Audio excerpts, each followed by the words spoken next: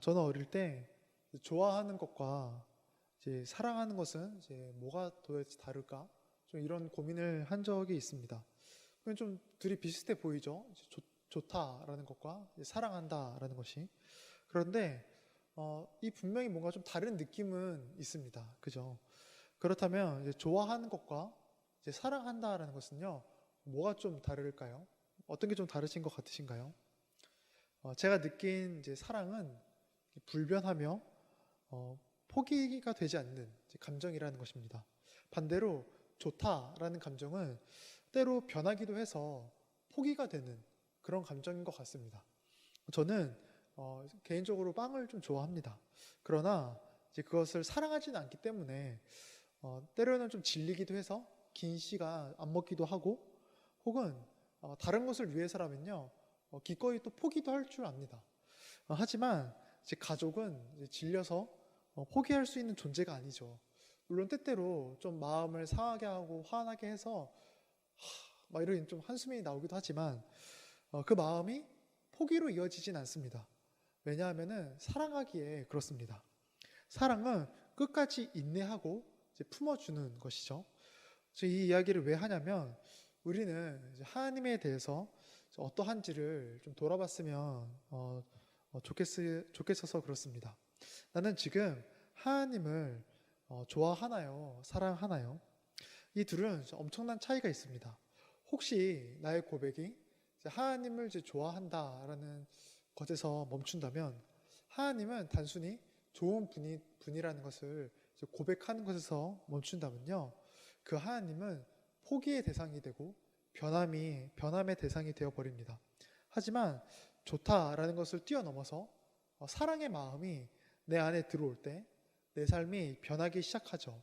그 감정은 어떤 고난과 역경 속에서도 이제 포기가 되지 않는 그런 감정이기에 그렇습니다.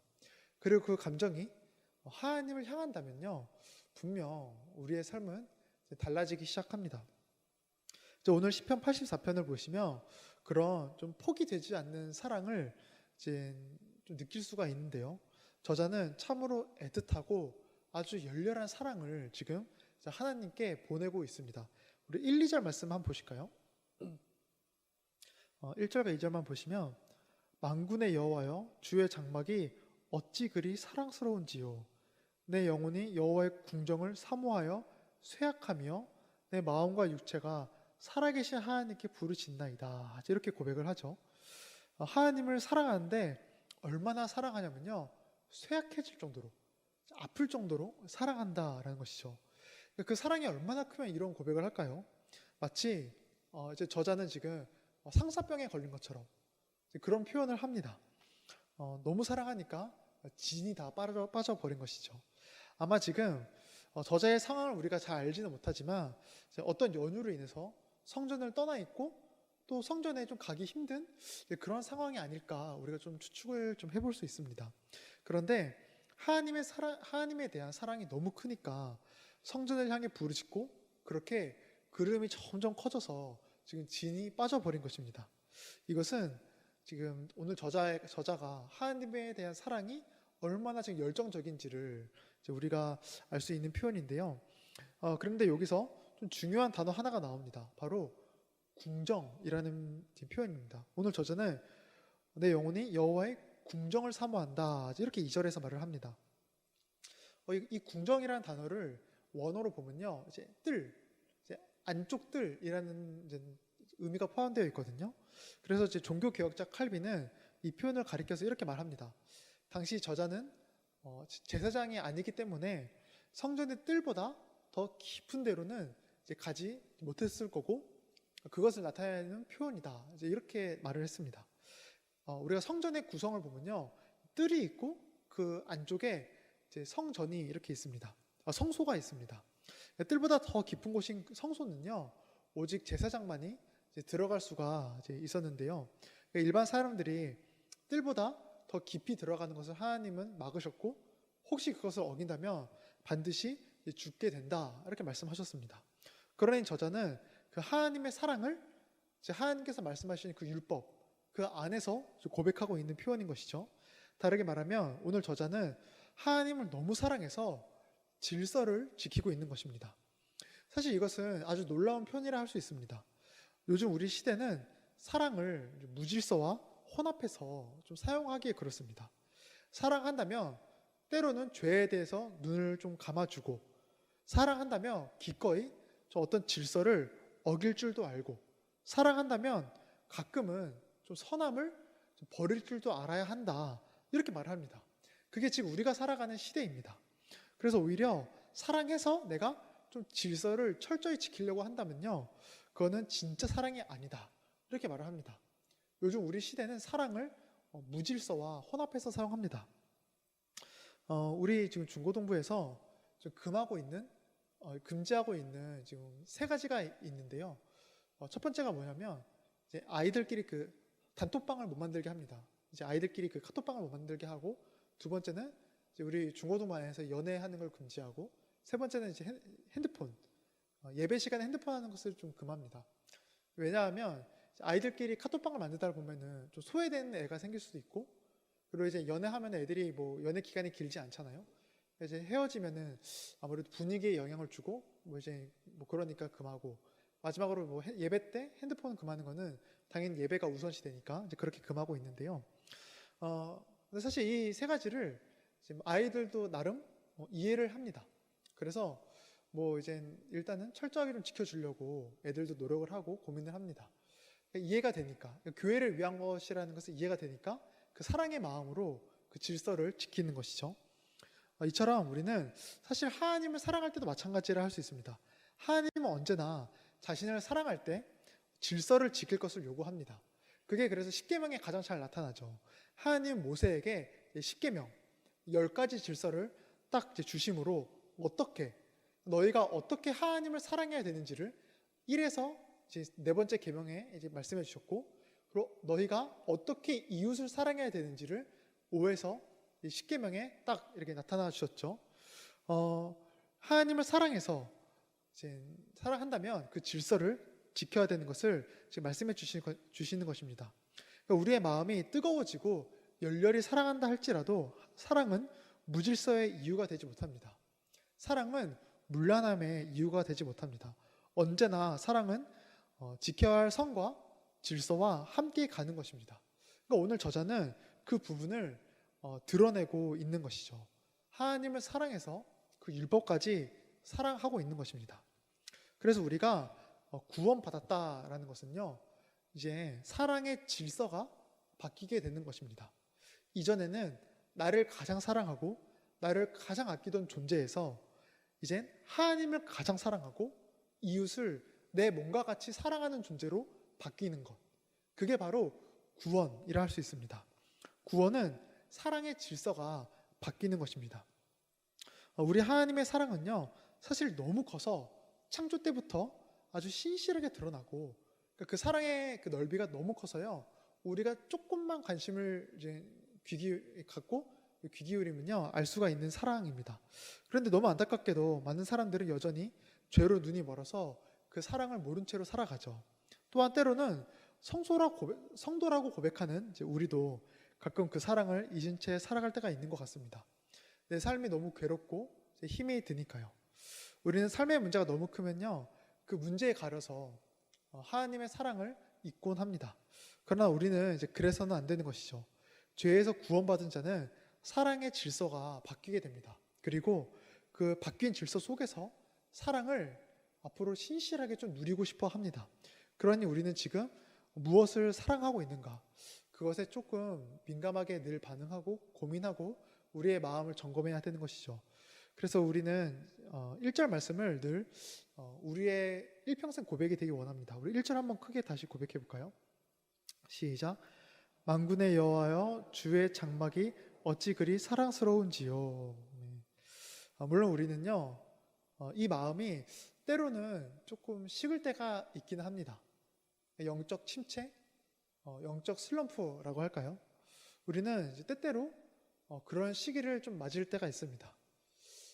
예전에는 내가 하나님을 참 열렬히 사랑했는데 지금은 조금 그 마음이 식은 것 같고, 뭔가 좀 내 마음이 나태해진 것 같고, 좀 그런 마음이 좀 찾아올 때가 때론 있죠. 사실은 제가 오늘 시편 84편을 묵상하면서 이제 몇 달 전부터 좀 같이 묵상하던 말씀이 하나 있는데요. 이제 바로 아가서입니다. 이제 아가서는 이제 잘 아시다시피 한 남자와 한 여자의 그 사랑 이야기죠. 그래서 남자와 여자가 사랑을 고백하고 친구들이 화답하는 뭐 그런 내용으로 아가서가 구성되어 있는데요. 그런데 이 남자와 여자의 이야기는 교회와 그리스도의 그 사랑 이야기라고 할 수 있습니다. 그런데 아가서 5장을 보시면 어떤 이유에선지 갑자기 이 여인의 좀 마음이 좀 일시적으로 식어버릴 때가 잠깐 나옵니다. 그게 5장에 나오는데 남자가 5장에 보면 이제 정말 고생하고 수고해서 이 여인에게 딱 찾아가서 아주 달콤한 말로 여인을 부릅니다. 그런데 이 여인이 갑자기 마음이 좀 식어버렸는지 조금 나가기가 귀찮고 다시 옷 입기도 귀찮고 나갔다 들어오면은 다시 발을 씻어야 되는데 이것도 귀찮고 그래서 그 이제 남자의 그 말을 달콤한 이제 부름에 조금 싫어하는 장면이 잠깐 나옵니다. 그런데 이 여인의 마음이 어떻게 회복됐냐면요. 사랑하는 이에게 주목하게 되니 그 마음이 회복됩니다.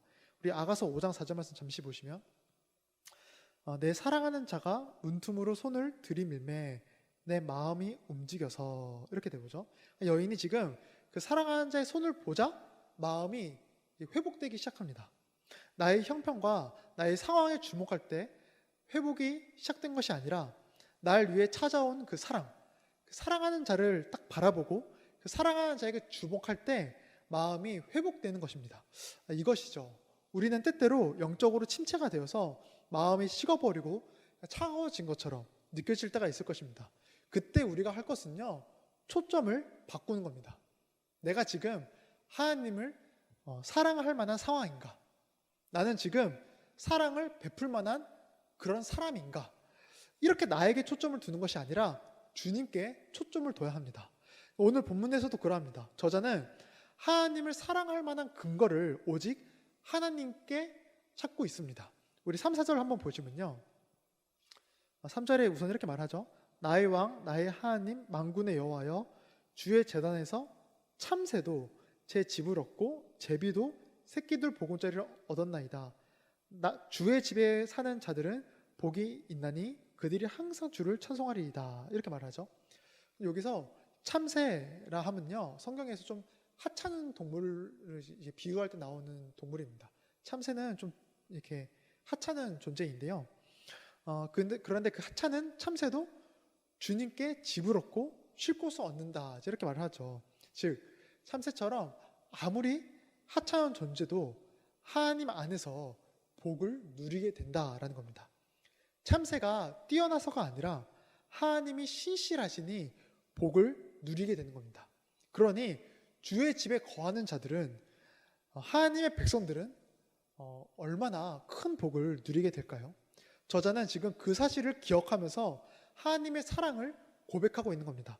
나는 하찮고 초라하고 부족하고 무능하여서 사랑할 수 없는 존재이지만 이런 나라도 하나님께 가면 복이 있고 은혜를 잊게 되니 저는 주님을 사랑할 수밖에 없습니다.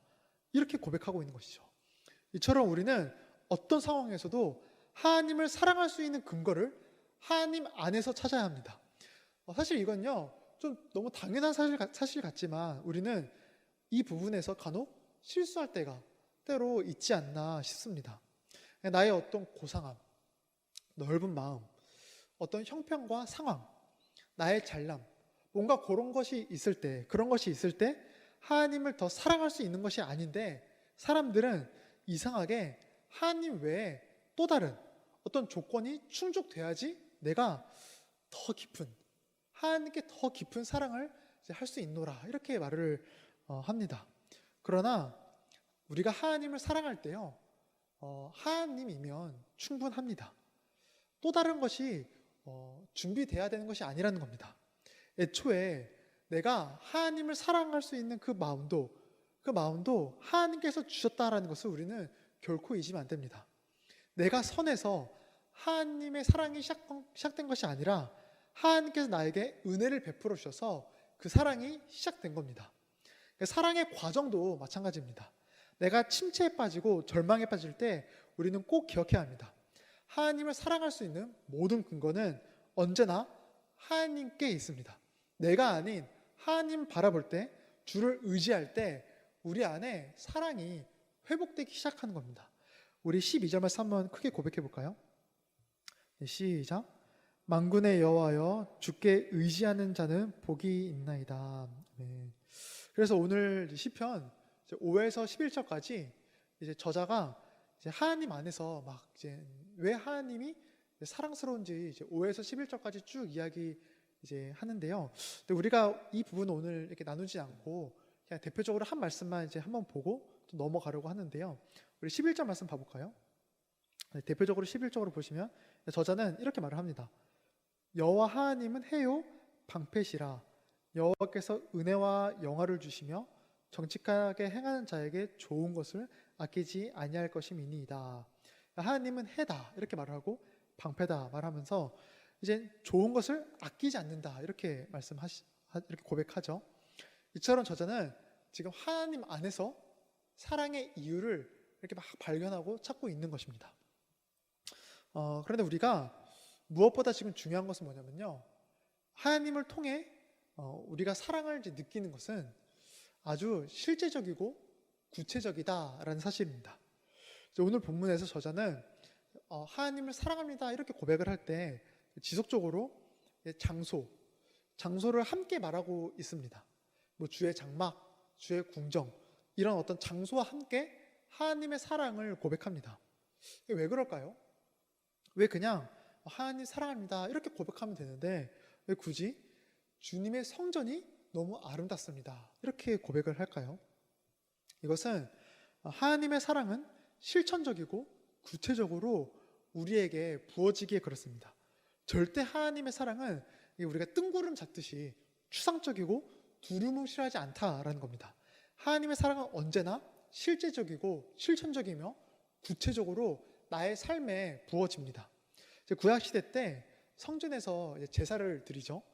죄인인 성도가 이제 제사를 통해서 죄사함을 받아 하나님과 이제 교제하고 하나님께 나아가는 곳이 바로 이제 성소입니다. 그러니까 성전은 하나님의 임재를 상징한다. 하나님의 함께하심을 상징하는 곳이다. 이렇게 말을 하는 거죠. 죄사함 받아 하나님께 나아가는 곳이니까요.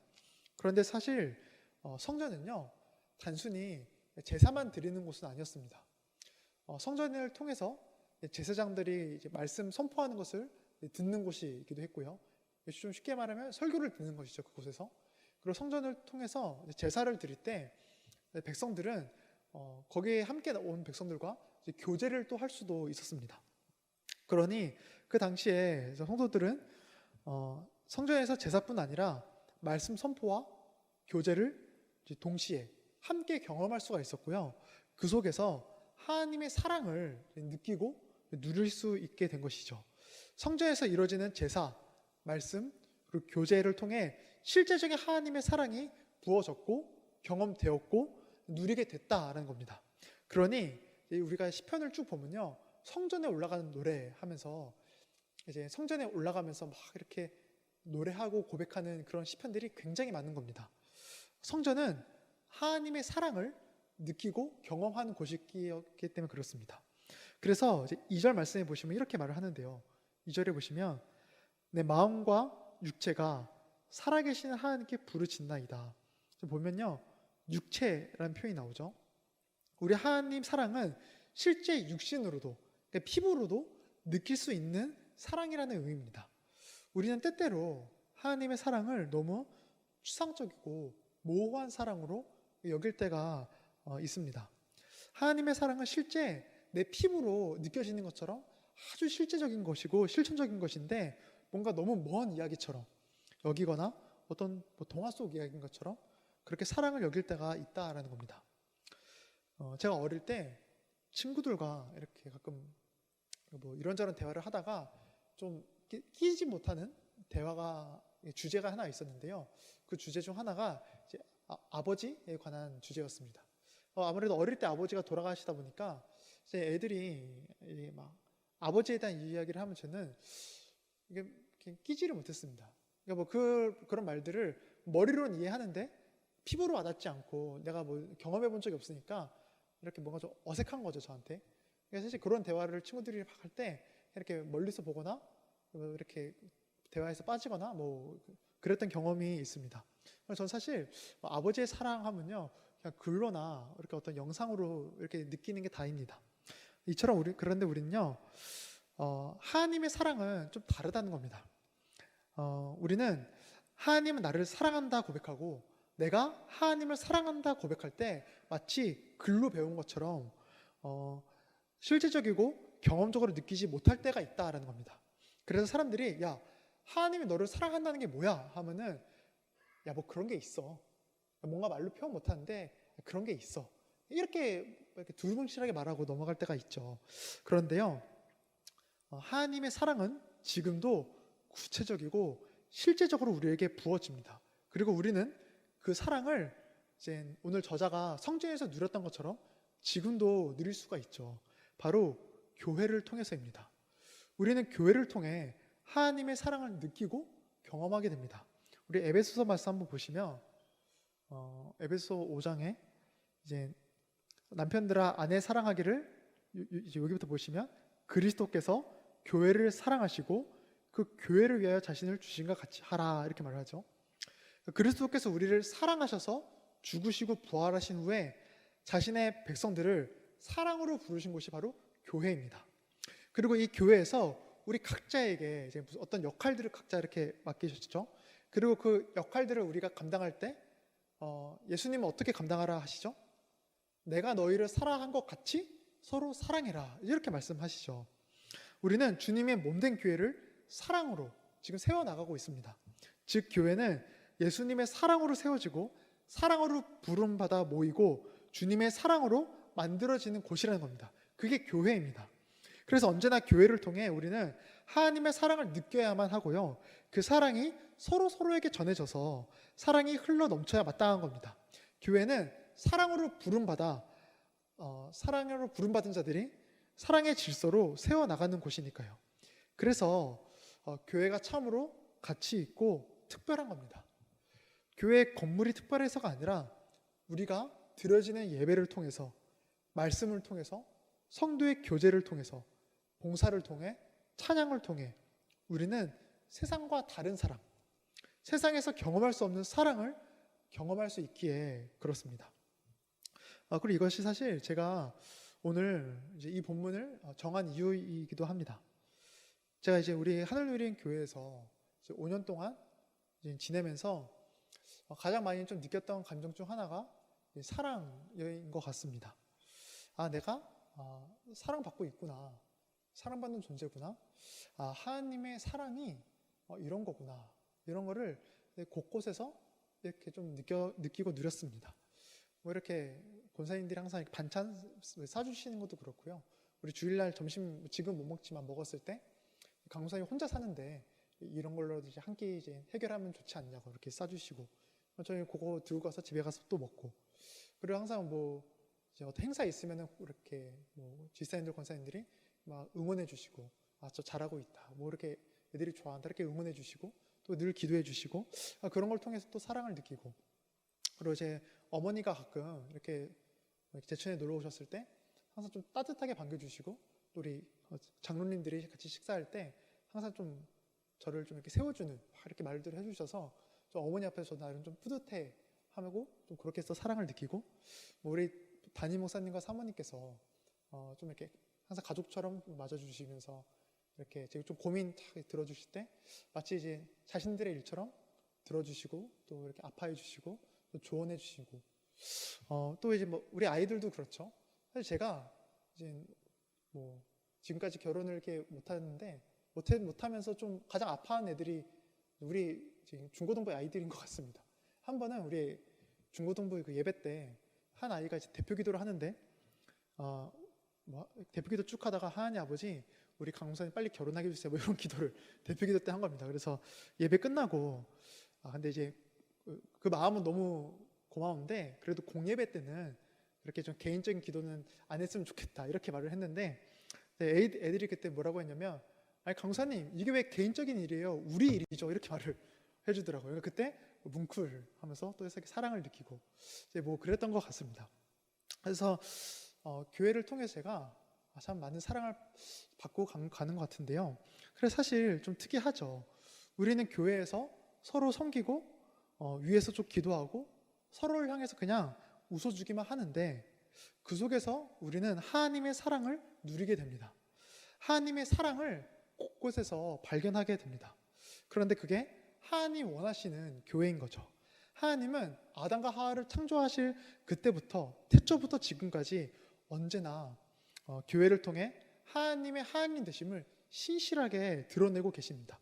다르게 말하면요, 제가 이제 아까 말씀드린 대로 우리는 하나님을 사랑할 수 있는 모든 이유를 이제 하나님 안에서 이제 찾아야 되고 그 하나님께만 근거를 둬야 된다고 그랬죠. 그런데 그 사랑을 이제 교회에서 우리가 발견할 수가 있는 것이죠. 예배와 성김과 봉사와 기도를 통해 우리는 하나님의 사랑을 교회에서 알아갈 수가 있는 것입니다. 그래서 저는 언제나 우리 모두가 그 사랑을 교회에서 누리고 이제 경험하는 것을 이제 포기하지 않았으면 합니다. 때때로 마음이 좀 식는다고 교회를 떠나거나 어떤 이가 상처를 줬다고 사랑이 없다 판단하여 교회를 떠나는, 포기하는 그런 선택을 안 했으면 합니다. 우리 10절 말씀 다 같이 한번 고백해 볼까요? 시작. 주의 궁정에서의 한 날이 다른 곳에서의 첫날보다 나은즉 악인의 장막에서 사는 것보다 내 하나님의 성조 문지기로 있는 것이 좋사오니. 좀 궁정에서의 한 날이 다른 곳의 첫날보다 좋다 하죠. 이게 비교가 안 되는 겁니다. 하나님의 전에서 단 하루 그 기쁨을 경험하는 것이 다른 곳에서 첫날 동안 기쁨을 경험하는 것과 비교가 안 될수록 좋고, 또 이어서 악인의 장막에서 사는 것보다 성전 문지기가 좋다 이렇게 말을 하죠. 이제 문지기라는 위치는요 가장 위험하고 낮은 위치입니다. 문지기라는 위치는. 그런데 아무리 힘겹고 아무리 낮은 위치를 하더라도 그곳이 성전이면 상관없다라는 겁니다. 지금 시인은 하나님의 성전을 위해서는 타협하지 않고 비교하지 않고 포기하지 않겠노라, 내가 그것을 위해서 일평생 노력하겠노라 고백하는 것입니다. 왜요? 그곳에, 그 성전에 하나님의 사랑이 있기에 그렇습니다. 제가 아까 초반에 좋다는 감정과 사랑의 감정은 다르다고 말씀드렸죠. 사랑은 포기되는 감정이 아니라 끝까지 인내하고 품어주는 감정이 사랑입니다. 그 포기되지 않는 사랑을 우리는 교회라는 진리 위에서 알아가고 누려야 하는 겁니다. 내가 헌신할 때 따라오는 것은 고생이 아니라 하나님 사랑이 되고, 내가 다른 이를 위해서 눈물을 흘릴 때 찾아오는 것은 어떤 연민이 아니라 하나님 사랑이 된다라는 겁니다. 제가 지금까지 5년이라는 짧다면 짧고 긴다면 긴 그 시간 동안 사랑을 우리 교회에서 이렇게 누렸던 것처럼 앞으로 우리 성도님 모두 하나님의 사랑을 교회에서 흘려보내주시고 누리심으로 일평생 하나님께 사랑의 그 고백을 해주시기를 간절히 바라고 또 축복합니다.